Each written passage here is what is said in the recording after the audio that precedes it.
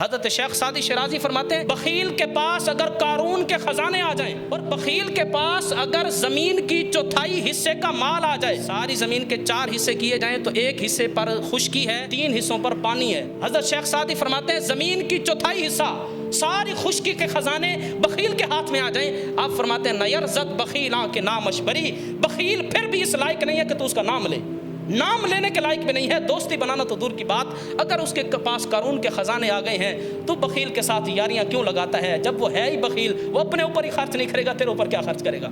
हज़रत शेख सादी फरमाते हैं, बखील इस लायक नहीं है कि उसके साथ दोस्ती लगाए। अगर रोजगारश कुनत चाकरी, आप फरमाते हैं सारा जमाना अगर तू देखे बखील का नौकर बन गया है, सारा जमाना उसकी चाकरी कर रहा है, लेकिन है तो बखील, तुझे कुछ नहीं देगा, तू उसके पीछे ना लग, तो अल्लाह वालों के साथ यारी लगा, सखियों के साथ यारी लगा। सखी अल्लाह का दोस्त होता है, बखील शैतान का दोस्त है।